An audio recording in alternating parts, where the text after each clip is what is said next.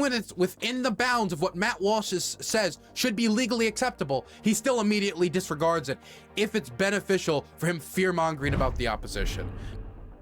The reaction to the trans community recently online, it's never been crazy before, of course. It's always been pretty bad in the last few years, but it's gotten really bad recently. And we've talked about it on the channel before, the response to Dylan Mulvaney and the Bud Light campaign being absolutely unhinged. We see a lot of states trying to regulate drag shows and trying to restrict people from accessing them, no matter if they're sexual content or not, because of their queerness, because they think that by it being a queer art form, it is inherently sexual, as if art from that community could not be produced that is not inherently sexual, as in gender bending art forms and gender non-conforming art forms could never be non-sexual, even though you can go to like Japanese kabuki theater, or you could look at like Mist Doubtfire, any number of medias that I could point to, and you could look at and you would say, oh, that's obviously not sexual. That is a person in a funny costume reading a book to a child, or that is Robin Williams playing a fun character for the kids. Oh, that is a form of art overseas that is appreciated by millions of people and high respect, and it is really high respected in their society. But that's not the case of the American political discourse right now. If it's drag, it's sexual, and if you have drag in front of a child, then in their mind, you're grooming the child. And so because of propagandists like Matt Walsh and Michael Knowles, who recently was at, I don't know if it was recently, but about a month ago, was at CPAC and made the speech about how transgenderism had to be eradicated from the public sphere. Their rhetoric has gotten more and more aggressive, and their mask has started to slip more and more. And I feel like they've kind of lost the plot. And that's not to say that they were, they had a strong grasp of the truth before. What I mean is, I think they're starting to believe that more people agree with them than they do, and they're trying to exceed their bigoted mandate. That they're no longer just saying, wow, these trans swimmers, we need to ban the transes from being in public. They're like going way over the line from what everyday people would even be comfortable with discussing in the first place. And this is as we get more and more data about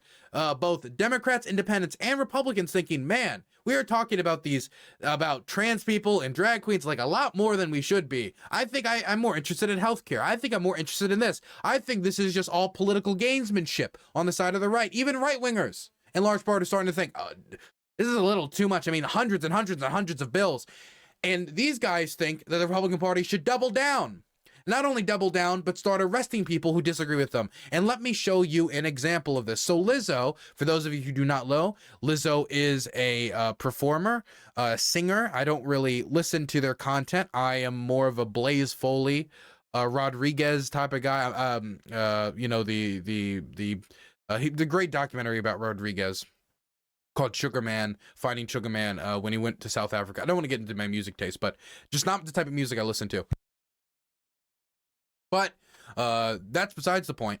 Lizzo did a performance in Tennessee while there is a law banning drag shows in public places. Now, to be specific, the law is more about like banning drag shows if you allow minors into it. Therefore, you cannot allow minors into it, and they have to be 18 and above in order to enter the drag show. This does not matter if it's sexual. It does not matter if it's not sexual. If it is at all gender non-conforming, then it's not allowed. If it is not falling into Tennessee government, what is boy, what is girl gender standards, then it's not allowed in front of children. I think that's ridiculous already. I think the idea that inherently gender bending is sexual is ridiculous. I already offered some examples earlier, but Lizzo decided to do a little protest against this by having some drag queens, as we can see here. I don't think we can play the music for copyright reasons, but by having drag queens, wait, unless they don't play music. No, they do play music. By having drag queens come out during a performance in Tennessee as a direct call out of the band to show her support for the LGBTQ plus community, to show support for the drag queens and having their art form regulated in this way, and banned from expressing with young people in this way, and to just, send support. That's the idea. Now, Matt Walsh sees this. He sees this type of protest in the United States, a country that has the First Amendment, and the First Amendment does not just always apply to, you know, what you actually physically say, but also it can apply to what you wear and different art forms and a whole host of different things, including what you wear. Matt Walsh responds to this by saying, "Throw her in jail. Throw her in jail." I really like Walsh's response to this, by the way. The quest to appeal to the median voter continues. Throw her in jail. Doesn't think twice, tweets it out. No clarifying tweet of like, when I say throw her in jail, what I really mean. No, it's just throw her in jail. Take this musician who shows drag performers in their performance well within their rights of the First Amendment and throw them in jail.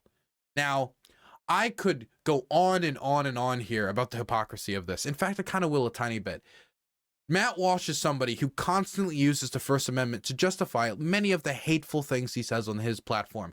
And when people either try to report his stuff on Twitter, try to report his stuff on YouTube, he will come out and say, "I am a believer in the First Amendment." Currently, he's yelling a ton because on Twitter and on his social medias about YouTube regulating the type of content, the type of money he can make off of his platform, denying him, according to Matt Walsh, of $100,000 a month in advertiser revenue he could be picking up if YouTube did not deny him from putting these ads on his platform. And so he is yelling that this is a violation of his speech. This is terrible. This shows that they don't care about the First Amendment, while he is calling for people who do dance performances he doesn't like to be thrown in jail. This is somebody who is avowedly proud of the First Amendment, who loves the First Amendment, and will cite the First Amendment when people come after his speech. But then when he has an opportunity to go after somebody else's speech, he absolutely will do it. And this is the problem with a lot of people who I think, and I'm starting to feel more and more about Matt Walsh, that the only word I can realistically use is theocratic fascist. I'm being for real. When you're talking about jailing your political opponents for speech that you don't like, then you're, because of your religious faith, then we're getting into territory of theocratic fascism. Not Nazism, but theocratic fascism. We're getting into that territory now. I even said it on Twitter, and it got some people angry. We're getting into this territory where he's completely disregarding the First Amendment, but it's not that surprising to me, because there's a lot of people like him who will use the First Amendment cynically, not in order to actually stand up for the principle of the First Amendment, not actually to stand up for people's right to say what they want, but in order to defend their speech, which is unpopular, but then will actively and vociferously and excitedly go after other people's freedom of expression. That the First Amendment is purely a cynical tool in order to protect yourself, and then once you have the opportunity, you get rid of it, and you go after somebody else's speech, if it benefits you. And that is what is going on here. And what gets me about this is technically Lizzo's performance was not even in violation of Tennessee law, because she performed in an 18+ venue. There was no children in the event at this 18+ venue, unless they were sneaked in, but they advertised it as an 18+ event. 18+. The whole reason Matt Walsh would call for Lizzo to be jailed in the first place is because he wants to cite protection of the children. That, you know, the idea that this person who's very popular with young people would dare do this type of a performance in front of children is sexualizing them. Now, let's be for real. This is not even that much of a sexual performance. I don't know the rest of it. Again, 18+ venue. But if you look here, like, they're not being that sexual. I don't think they're really being sexual at all. They're just kind of dancing, just kind of yada yada yada. I mean, like, they kind of like bend a few times. I don't know. I'm trying to look for something here that's sexual. I can't really find it. But it was an 18+ venue in this thing he's doing, which is disregarding the First Amendment, and in favor of protecting the children. Doesn't even protect any kids. There's no kids here to protect. So even when it's within the bounds of what Matt Walsh says should be legally acceptable, he still immediately disregards it if it's beneficial for him fear-mongering about the opposition. Now, I don't want to harp on this too much because, again, it is 4 words on Twitter, but I do want to point out a few other examples of this rhetoric getting worse and worse and worse and worse and worse. Here's Marjorie Taylor Greene referring to Dylan Mulvaney. For those of you who Dylan Mulvaney is a trans woman who got very popular for doing videos on TikTok about makeup. And they blew up, and then Bud Light decided, hey, we want to advertise to a demographic that we're not exactly the largest with, which includes the LGBTQ plus community and specifically the trans community. So we're going to partner with Dylan Mulvaney. They do a partnership. Dylan Mulvaney is like, I like Bud Light. Bud Light is cool. It's probably canned. I find it hard to believe that anybody really likes the piss water that is beer, but that's me, and a lot of people drink it, so, you know, people are allowed to disagree with me. But, you know, she plugged it, and everybody flipped out. There was a boycott announced by the right. You could see people burning hats. You could see people smashing their Bud Light glasses. You could see them dumping out all their Bud Light as they wasted liters and liters and liters and liters of alcohol. All in service of trying to make the Bud Light company, to make Anheuser-Busch, which is a company that you know owns Bud Light, the Bud Light brand, trying to make them retract this ad campaign, release an apology, and I saw at one point then replace it with like a patriotic ad campaign. The amount of the demands are not really consistent across all of the conservatives and all of the activists trying to boycott Anheuser-Busch, but that seems to be the general idea. And all Dylan Mulvaney did, by the way, was just be publicly trans and be part of an ad campaign. Dylan Mulvaney was not like in the Budweiser-Busch ad, the Bud Light ad, like, I really do love this HRT infused alcohol that you should, you know, pump into drinking fountains across the nation. I saw a lot of people saying, but Dylan, you know, what about the kids? We need to protect the kids. And I saw this from conservative politicians, maybe not directly to me, but to others. I saw this from political activists. And how do I put this lightly? It's a beer company. There's no children to protect because the children should not be drinking beer.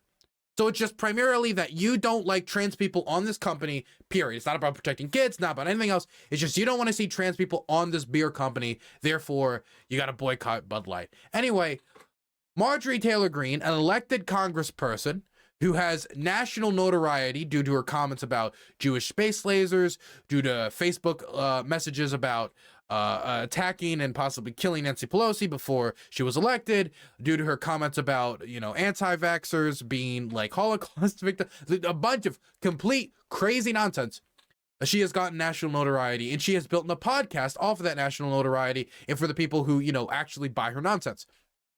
And on that podcast, she said that Dylan Mulvaney, this person with no accusations against them that I'm aware of, this person who has no evidence against them that I'm aware of, that just completely out of the blue, she accuses Dylan Mulvaney of being one of the biggest pedophiles in America today in a now deleted episode of her newest podcast, MTG Battleground. Let's listen. I'd like to bring up one of the biggest pedophiles in America today.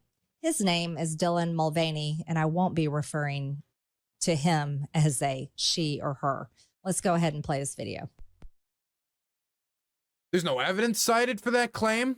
There's no, like, here is some pictures of DMs of what Dylan Mulvaney sent to underage people.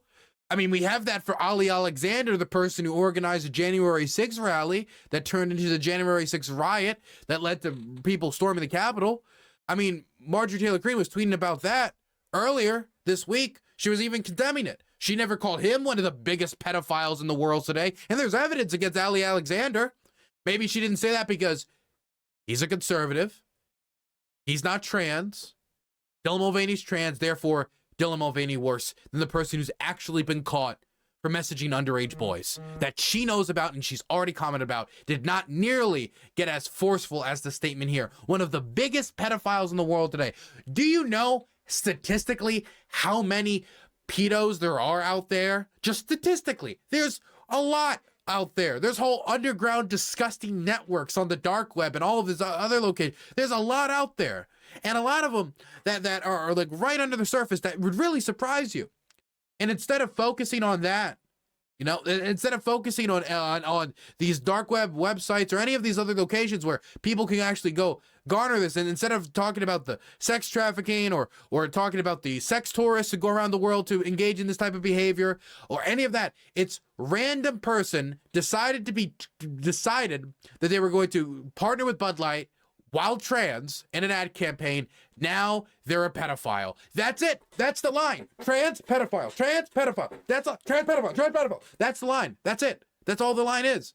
There doesn't need to be any evidence. Just throw these accusations out there wildly while also claiming that the media doesn't treat conservatives very fairly.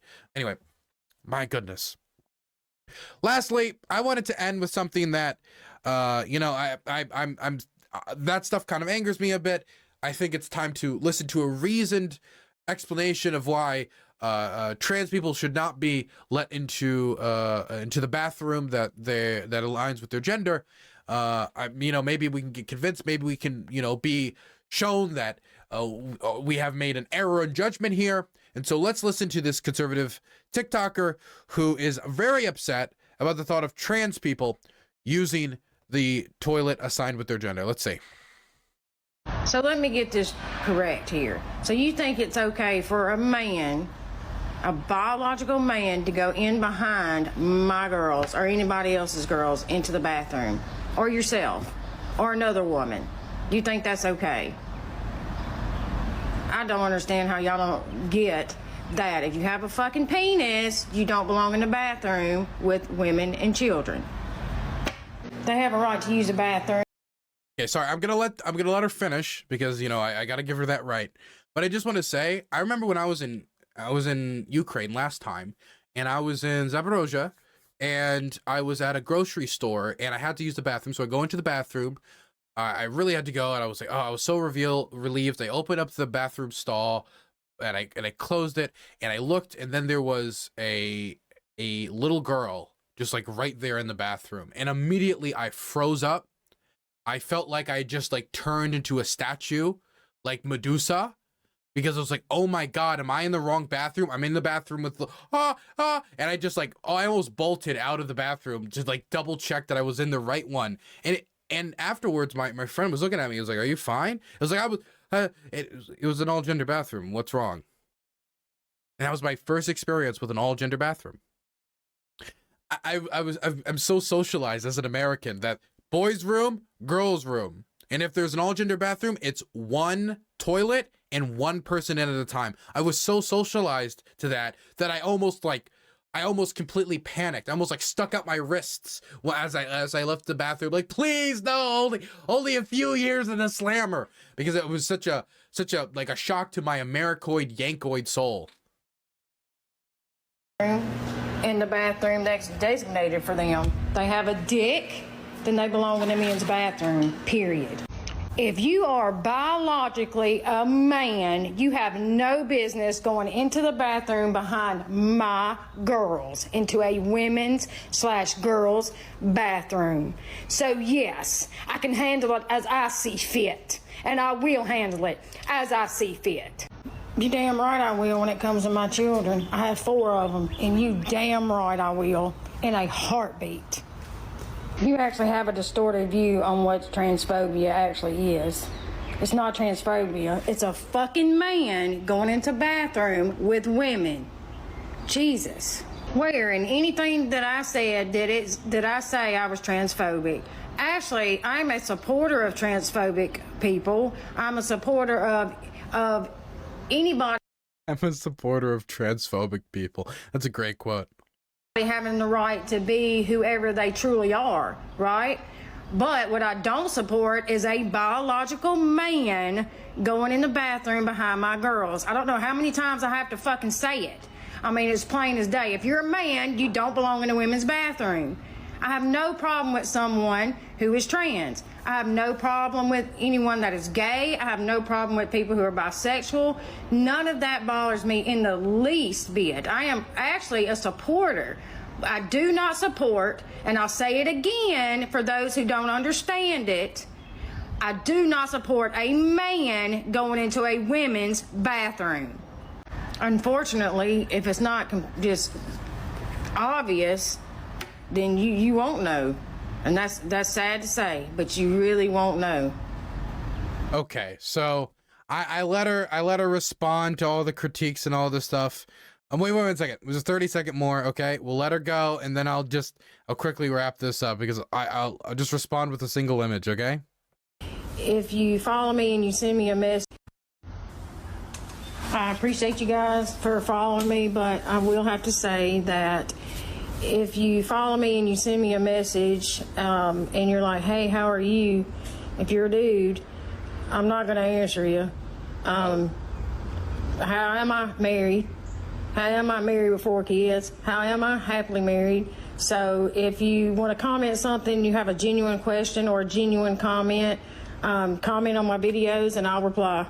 But other than that, don't send me a private message because I have no desire for that. Okay, got you.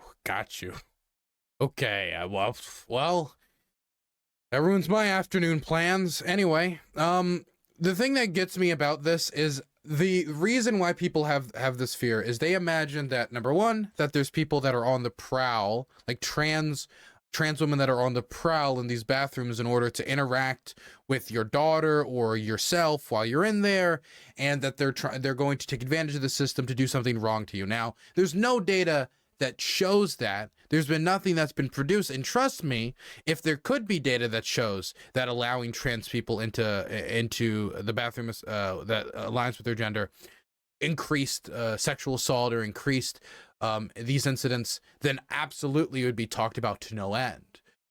So if we're talking about like the direct safety of people, that's not the issue here. So it seems that the issue is primarily comfort, that it makes you uncomfortable that there's somebody in the bathroom that was born with a penis that came into this world with that. And I just wanted to respond with the single image of Buck Angel. Do we seriously believe that you would feel more comfortable with this person going into the bathroom with your daughter than, say, I don't know, Blair White? Than this person going into the bathroom with your daughter? Who would you feel more comfortable with if this is a major concern for you? You're not going to be interacting with them in the bathroom anyway. They're going to go into one stall. You're going to go into one stall. You're not really going to see what they have anyway. You're not in the vast majority of scenarios, unless, you bump into each other and maybe say, oh, sorry, I'm moving. Or like, hey, you've got toilet paper. Could you pass it under the stall? You're not going to be interacting in the first place. And so would you rather have Buck Angel or Blair White? Now, I think the vast majority of people would see these two and say, obviously, Blair White going into the woman's bathroom makes the most sense because nobody's going to give her any trouble. Everybody can, clearly see that she presents as a woman. And Buck Angel obviously presents as a man. And so I think that he should go into the man's bathroom, because if he went into the woman's bathroom, it probably would cause a lot more problems, not only for the women, but also especially for Buck Angel. Just like vice versa with Blair White. If Blair White was to go in the man's bathroom, not only would that cause probably more discomfort for the men or problems for the men, but it would also probably cause more problems for Blair White. It could lead to more incidents of violence. That thing that everyone was talking about, the danger of trans women in the woman's bathroom, could actually be the trans women themselves under threat because they're in a man's bathroom. And that could actually put them in direct threat. Not only because they don't present as a man, but also because they're trans. And that can come with some stigma and some hatred from certain people. Now, I just wanted to put this out there because even if you don't agree that every single person who ever claims to be trans should go in this or that, I don't want to get into the specifics of that. I think we could do a video in the later date, maybe digging more deep into this issue. I think we've talked about it. I've debated it on the show before.